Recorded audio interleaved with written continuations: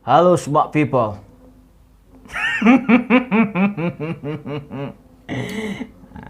Nggak cocok banget ya.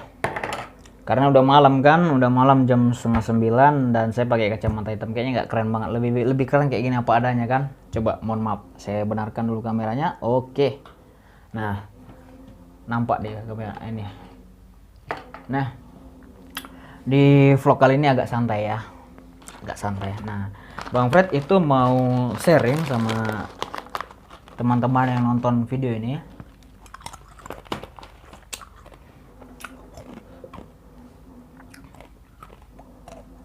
Mau sharing tentang Bang Fred mendapatkan penjualan mobil lewat TikTok. Selama ini baru 2 kali ya. Yang pertama bisa teman-teman tengoklah di channelku. Tengok, nggak bisa ku kasih link di sini. Bisa tengok itu R3 GXAT bergonde. Nah, yang kedua adalah dapat di akhir bulan. Akhir bulan kemarin, bulan Oktober 2020. Nah, jadi ada total 2 penjualan lah selama Bang Fred aktif di TikTok. Terhitung mungkin dari awal Januari lah, tapi lebih aktifnya ketika masa pandemi gitu kan. Nah, total jadi dapat 2 penjualan dan itu cash bukan kredit. Nah, kalau teman-teman tanya tentang berapa yang didapat, kecil guys, cuman 300.000, kecil. Nah, kalau nggak percaya jadi sales. Nah, tapi ya, kita skipkan hal itu. Nah, poin pentingnya adalah selama berapa bulan ya, ya terhitunglah dari pandemi kemarin lah ya, dari pandemi pertama, Bang Fred itu kasih tentang kontennya adalah konten tentang soft selling, hard selling, product knowledge, dan agak sedikit konten yang lucu-lucuan lah gitu. Nah, cuman ketika Bang Fred kasih konten tentang soft selling, hard selling, dan product knowledge, timbul ada beberapa pertanyaan yang memang agak sedikit lucu dan agak sedikit memancing saya untuk ngelucu gitu loh ya kan. Nah, nggak tahu apakah memang nggak bisa serius gitu kan. Nah, jadi kalau teman-teman ikuti aku di TikTok, itu ada sempat pertanyaan tentang Suzuki Expander lah itu. Karena pertanyaannya konyol ya, saya jawab juga konyol kan. Nah, semenjak video itu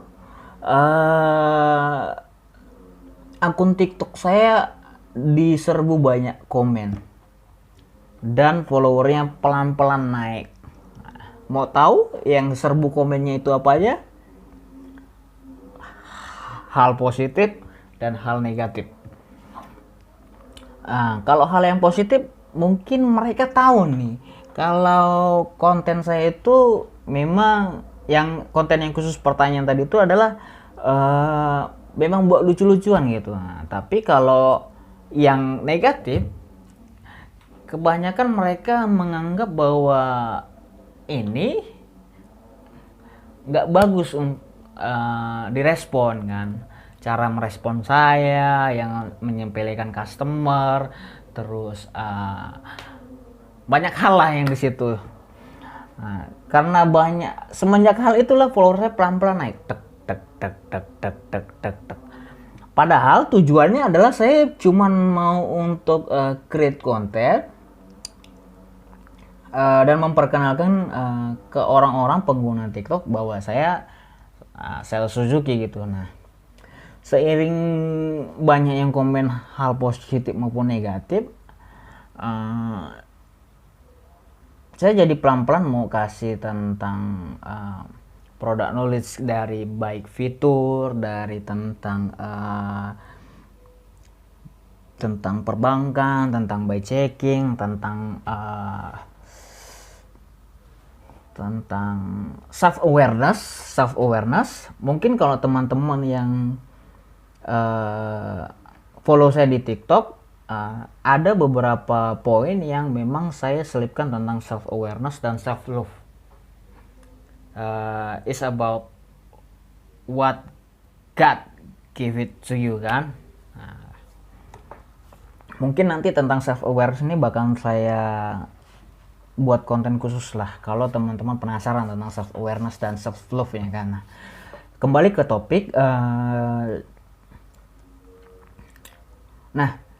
Karena pelan-pelan udah mulai naik dan banyak orang yang udah menikmati dan bahkan ada yang benci juga lah ya. Nah, tapi nggak masalah lah. Saya mencoba untuk bersikap lebih profesional dan lebih dewasa. Kadang kalau ada yang tentang makian, saya buatkan bercandaan gitu. Nah, ya itu.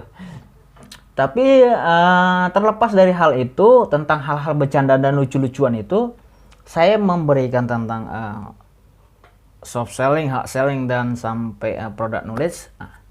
Dapat penjualan yaitu coba di sini ya, di sini dapat penjualan. Tanya tentang SL7. Tanya tentang SL7. Orangnya agak keberatan untuk dipublish dan agak keberatan juga untuk dibuatkan testimoni di YouTube seperti yang biasa aku lakukan.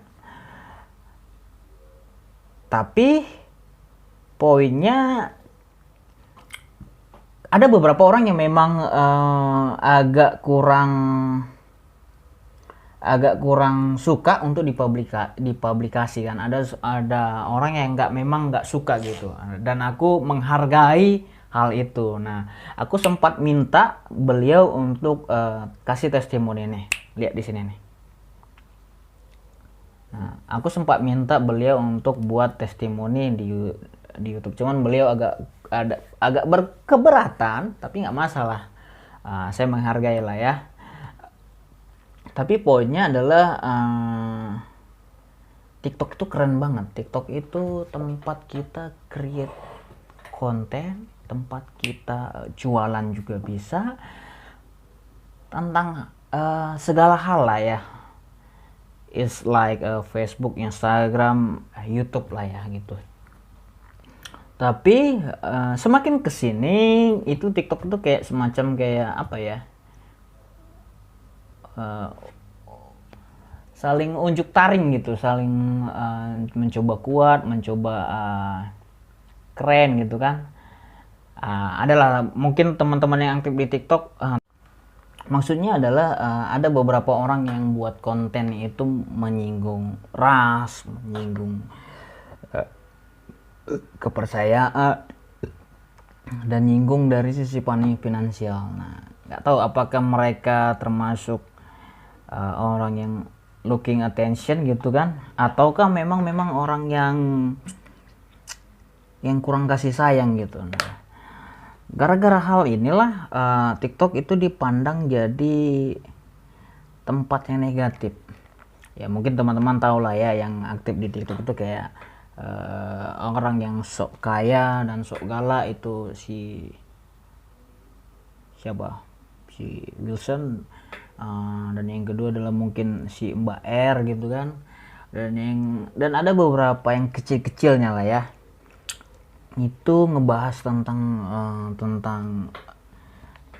ngebully lah dari sisi profesi gitu, khususnya orang-orang Batak nih yang di TikTok itu ngebully profesi tentang koperasi. Nah, itulah yang ngebuat jadi agak sedikit jelek TikTok dilihat. Nah, tapi terlepas dari hal-hal negatif itu, saya menggunakan platform TikTok ini memang tujuannya yaitu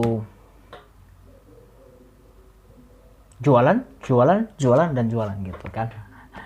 Dan kedepannya sih mungkin akan memperbaiki lah apa yang mesti yang bisa di post dan apa yang nggak bisa di post kan gitu, karena sangat sensitif ketika misalnya nyenggol satu komunitas, nyenggol satu golongan. Nah, itu sangat sensitif. Nah, tapi sejauh ini Bang Fred sangat menikmati nih buat konten di TikTok. Terima kasih banyak-banyak nih buat teman-teman yang udah follow Bang Fred di TikTok. kedepannya sih pengennya sih create konten tentang, nggak tahu, ada panggilan jiwa, ada keinginan itu kalau saya mesti buat juga tentang self love dan self awareness gitu kan.